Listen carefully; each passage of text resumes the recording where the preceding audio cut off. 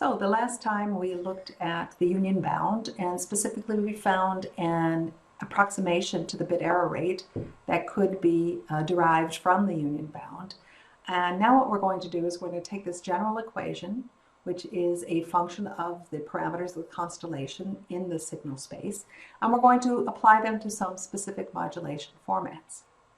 So this is the equation that we found in the union bound, and now we're going to apply them specifically to QPSK. So we're going to ask ourselves, what is the number of pairs of symbols and what is the minimum distance, and we're going to be able to apply this equation.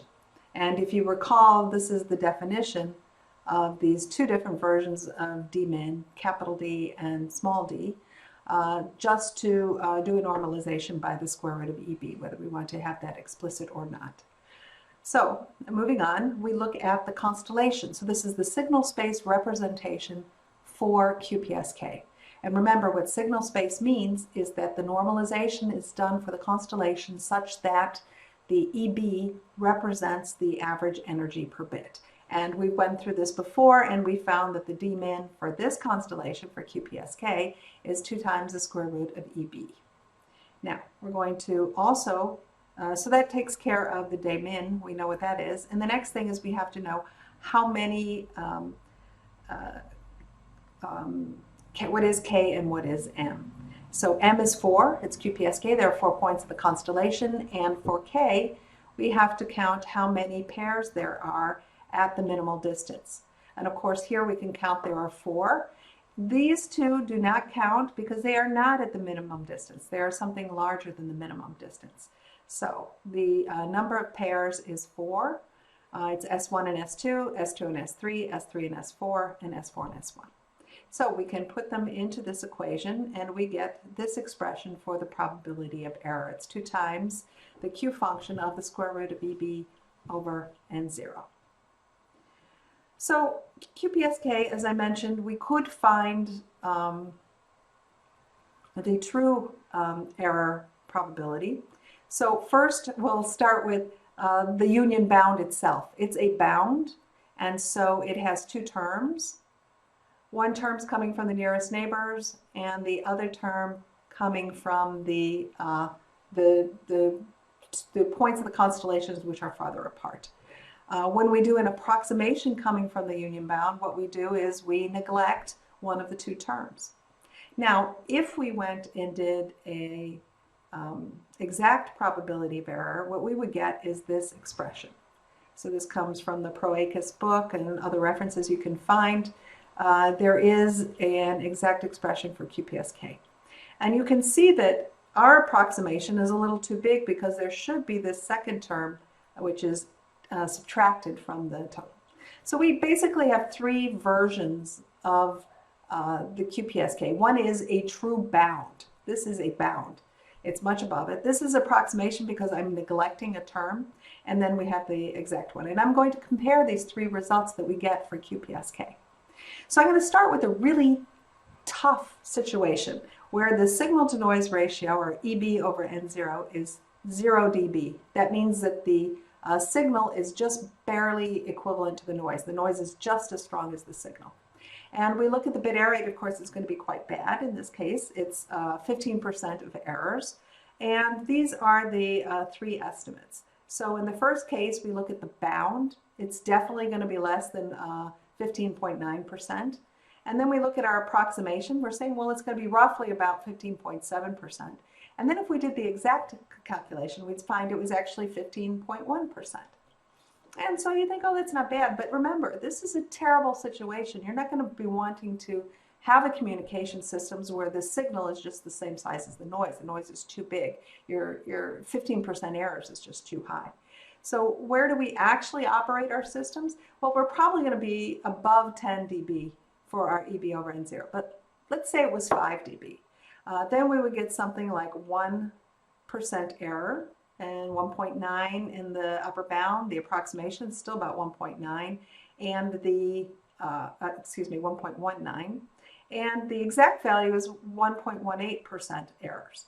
And you can see that they're getting very, very close. And by the time I get to 10 dB, which is starting to be a system which would be interesting, you can see that we have to go, over to the sixth significant digit in order to see a difference between the approximation and the exact value. So we can see from this QPSK that this union bound can be a pretty good estimator of the real performance.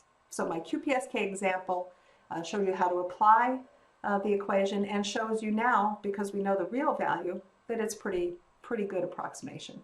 And you can see that when we're neglecting the second term, we're neglecting something very small. And you can see that these values are actually very, very close. So it's a good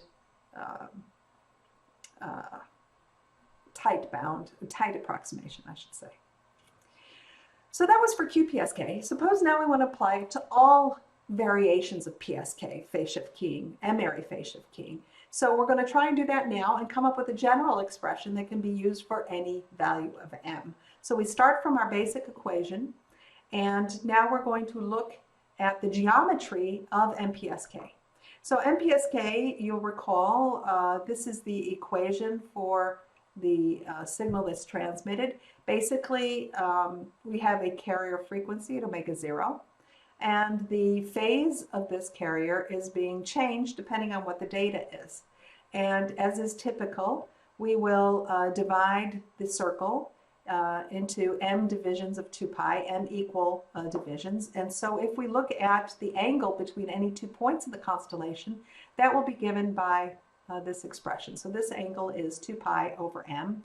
And remember, this is a constellation where the all the points of the constellation, all the symbols in the constellation have the same power. And that is the square root of 2 ES is the symbol power. Therefore, if we were going to look at the coordinates of each one of these points in the signal space, we would get something that looks like the square root of ES, because that's the length of the vector, times a cosine of 2 pi I over m. With this, that's the x value, sorry, and so that would be the in phase and the quadrature. So this is the in phase, or if you will, the x-axis value. And this is the quadrature value, or the y, if you will, and the y, the x. So if I wanted to look at the coordinates, this would be the x coordinate, the y coordinates, square root of ES, cosine, and sine. Very clear geometry. So knowing this geometry, how can I find the minimal distance? That's what I need to know in order to use the union bound. So we'll just use a few trigonometric relationships in order to find out what this distance is. Clearly the minimum distance is going to be the one here. So how are we going to find that distance? So we're going to start with taking this part of the circle out, and we see that we're looking at a triangle, and we're trying to find out the side opposite this angle. And we can, of course, drop a perpendicular bisector.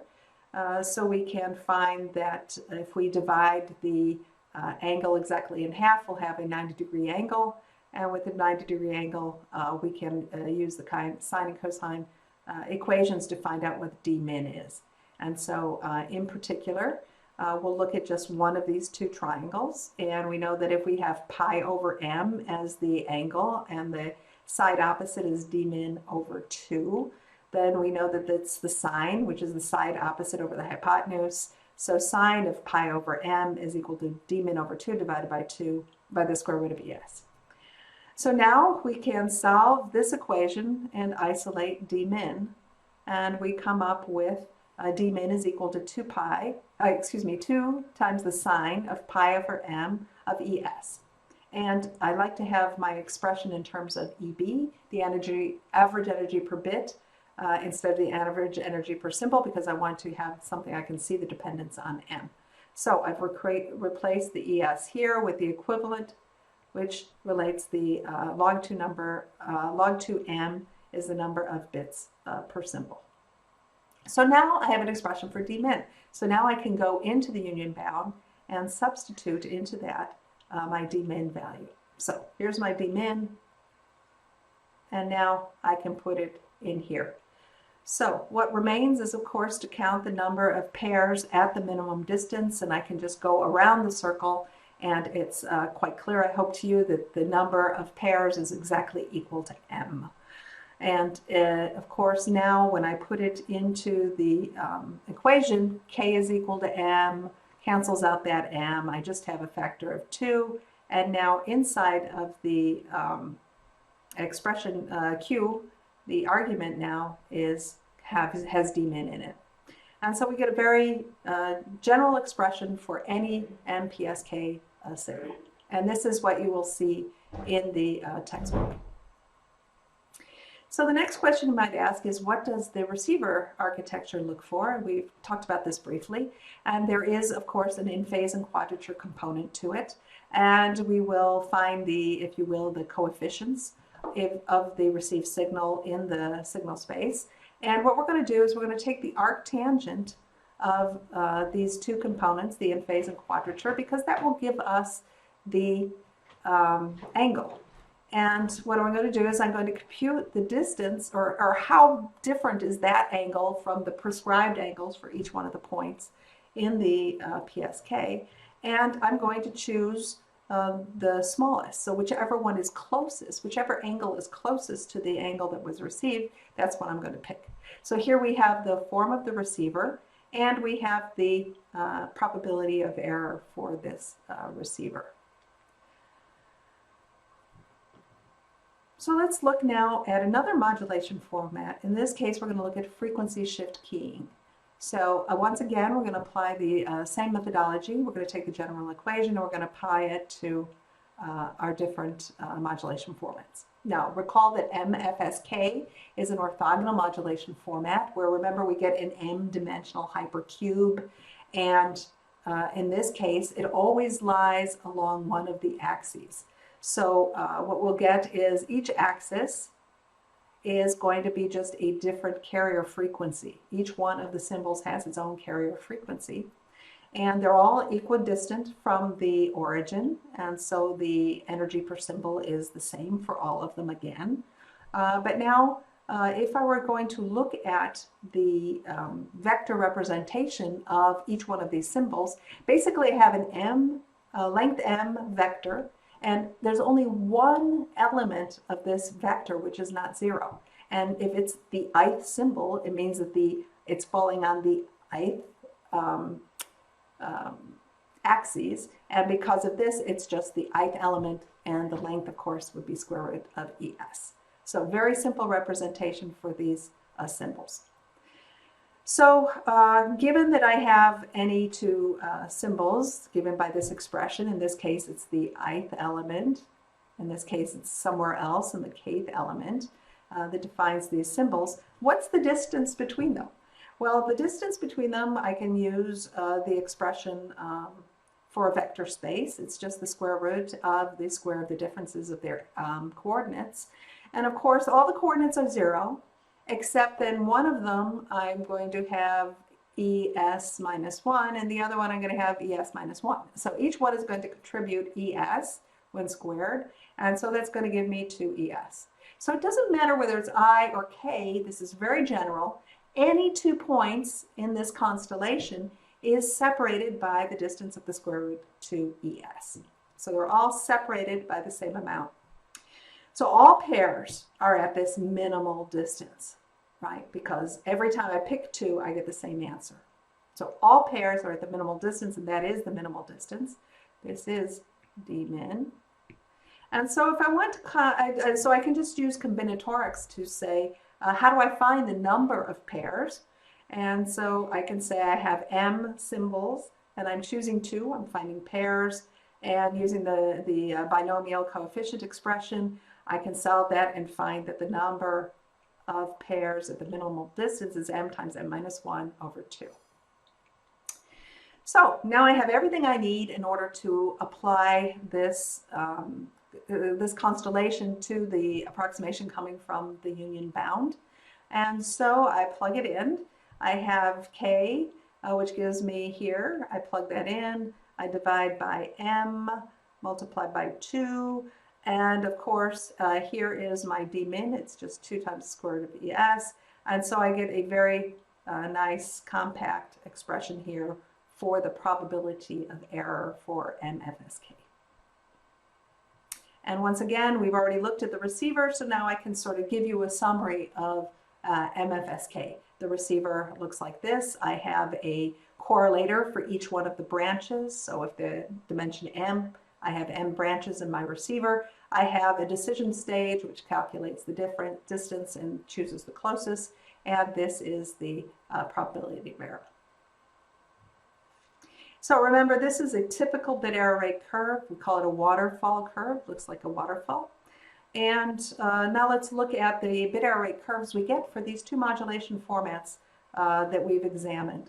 So we'll start with orthogonal M-ary, and this would of course be the MFSK. And what's interesting is it's really any modulation format which is orthogonal would have this exact same set of equations.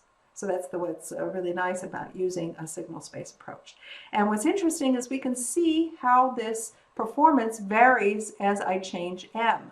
And in particular, we start with M is equal to 2 to the K, and so here I have K, so this is the binary version. And as I get higher and higher in the number of M, I'm getting better and better. Remember, the waterfall that's closest to the origin is the best performance. Now we'll contrast this with a non-orthogonal modulation format such as MPSK. And in this case, I see the exact opposite behavior, that as M gets larger, in fact, my performance gets worse. And of course, this is the intuition we know, because if we look at the signal space, the more we add constellation points in PSK, which is constrained to be on the unit circle, the closer these points are coming. And of course, they're going to be harder to distinguish when I have noise.